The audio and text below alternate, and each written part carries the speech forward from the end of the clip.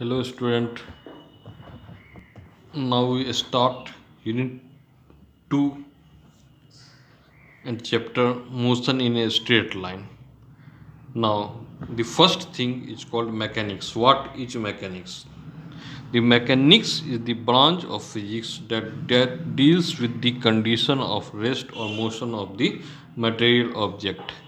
Mechanics is the branch of physics that deals with the condition of rest और motion of the material object. किसी material object के रेस्ट के बारे में अथवा मोशन के बारे में फिजिक्स का जो ब्रांच हमें बतलाता है उसी को हम लोग मैकेनिक्स कहते हैं। इस मैकेनिक्स को हम लोग 3 पार्ट में डिवाइड करते हैं, statics, kinematics and dynamics. Then what is statics? Statics it deals the object at rest और इन इक्विलिब्रियम। मैकेनिक्स का जो ब्रांच ऑब्जेक्ट के रेस्ट के पोजीशन में या इक्विलिब्रियम के कंडीशन के बारे में बतलाता है वह आपको स्टैटिक्स कहलाता है। Now the second one is kinematics. It deals with the study of motion of object without considering the cause of motion. Mechanics का जो ब्रांच आपको बॉडी के मोशन के बारे में बतलाता है बिना उसके काउज ऑफ मोशन को कंसीडर किए हुए, वही आपको काइनेमेटिक्स कहलाता है। The kinematics deals with the study of motion of object without considering the cause of motion. और यदि मोशन को भी आपको कंसीडर करें तो वो आपको डायनामिक्स हो गया। The dynamics is the branch of mechanics that deals with the study of motion of object taking into consideration the cause of their motion. Dynamics it is the branch of mechanics that deals with the study of motion of object taking into consideration the cause of their motion. And the next one is rest and motion. What is rest? An object is said to be at rest if it does not change its position with respect to surrounding with the passage of time.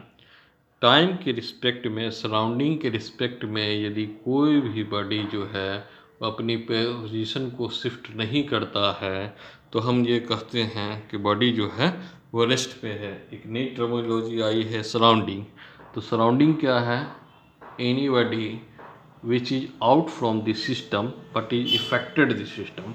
कोई भी ऐसी चीज़ जो system से बाहर है लेकिन system को वो इफ़ेक्ट कर रही है वो आपको सराउंडिंग कहलाती है।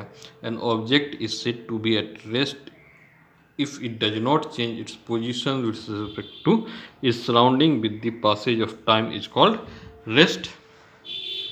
An object is said to be in motion if its change its position with respect to its surrounding with the passage of time. Time के रिस्पेक्ट में, सराउंडिंग के रिस्पेक्ट में यदि कोई बॉडी जो है अपनी पोजीशन को शिफ्ट कर रही है तो हम कहेंगे कि वो बॉडी जो है वो मोशन में है। उसके बाद आते हैं अगली टर्मिनोलॉजी है point object. If the position of an object change it's distance greater than its own size in A reasonable duration of time is called point object. यदि कोई भी बॉडी जो है तो वह अपने साइज से अधिक डिस्टेंस को ट्रैवल करती है तो हम इसको कहेंगे कि वो बॉडी जो है वो आपको पॉइंट ऑब्जेक्ट है। उसके बाद आते हैं motion and 1, 2 and 3 dimension. 1 dimensional motion.